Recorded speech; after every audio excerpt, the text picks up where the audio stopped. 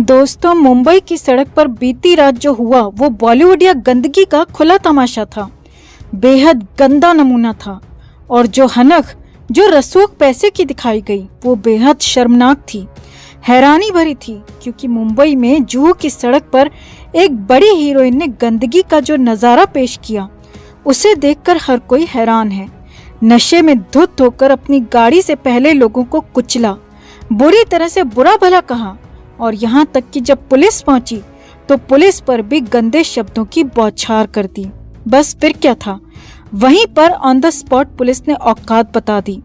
तो क्या हुआ मुंबई के जुए में तमाशा, कैसे हुआ ये सब कुछ आपको बताते हैं सब। आप भी बड़ी हीरोइन के इस घटिया कारनामे पर कमेंट जरूर करें। वीडियो को लाइक और शेयर कर अपना प्यार और सपोर्ट जरूर दिखाएं। चैनल को सब्सक्राइब कर हमारे साथ जुड़कर हमारी आवाज बुलंद करें।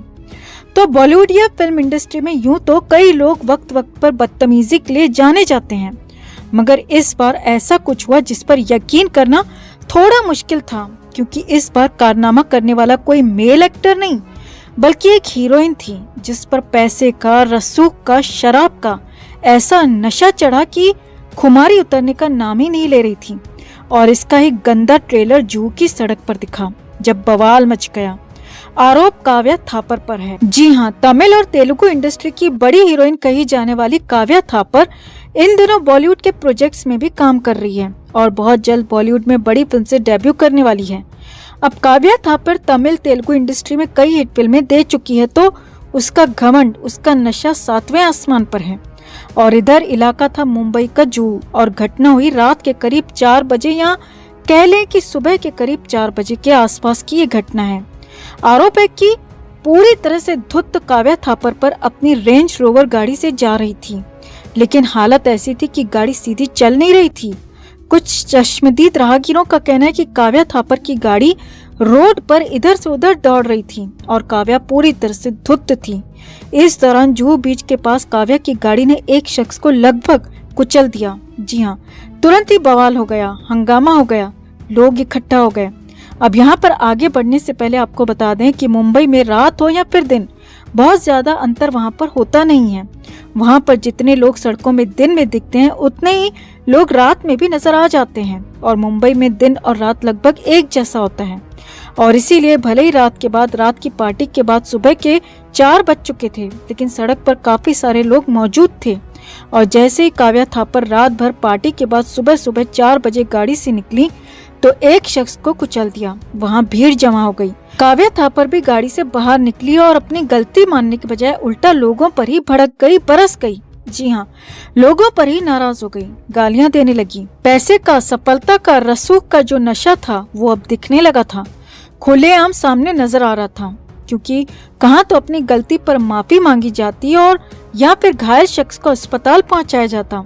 खुद को बड़ी हीरोइन मानने वाली काव्या थापर गंदी गंदी बातें, भद्दी लैंग्वेज में बातें करने लगी और वहां पर हंगामा खड़ा हो गया। तुरंत ही पुलिस भी मौके पर पहुंची और पुलिस ने भी समझाने की कोशिश की, संभालने की कोशिश की, मगर काव्या थापर तो पूरी तरह से धुत वैसे ही थी और ऊपर से पैसे की अकड़ इतनी ज्यादा कि खाकी का भी लिहाज नहीं किया, पुलिस पर भी बरस पड़ी।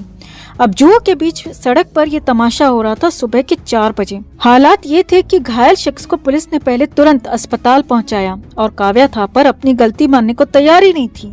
उल्टा चोर कोतवाल को डांटे वाली कंडीशन हो रही थी। काव्या थापर बेकाबू होने लगी थी और पुलिस पर भी भद्दी भद्दी बातें बोलने लगी, गालियां तक देने लगी। बस फिर क्या था, खाकी के सब्र का बांध टूट गया। तुरंत ही काव्या थापर पर केस दर्ज करके अरेस्ट कर लिया गया। काव्या थापर को सबके सामने हथकड़ी लगाई गई। जी हाँ, तुरंत ही पुलिस जीप में डालकर थाने ले गई। गाड़ी को भी सीज कर लिया गया। काव्या थापर को हवालात में डाल दिया गया। हालात ये थे कि हवालात पहुंचने के बाद भी काव्या थापर के सिर से खुमारी उतर नहीं रही थी। वहाँ भी गंदी बातें बोली जा रही थी, पुलिस को बुरा भला कहती रही, देख लेने की धमकी देती रही और बड़े बड़े लोगों के नाम लेकर हिसाब बराबर करने की बातें कहती रही। अब हालांकि ये सब कुछ फिल्म जैसा ड्रामा ही हो रहा था, क्योंकि काव्या थापर पूरी तरह से धुत थी। पुलिस ने काव्या के खिलाफ केस दर्ज कर लिया और उसे मजिस्ट्रेट के सामने पेश किया जाएगा और उसके बाद जुडिशियल कस्टडी में भायखला जेल भेज दिया जाएगा।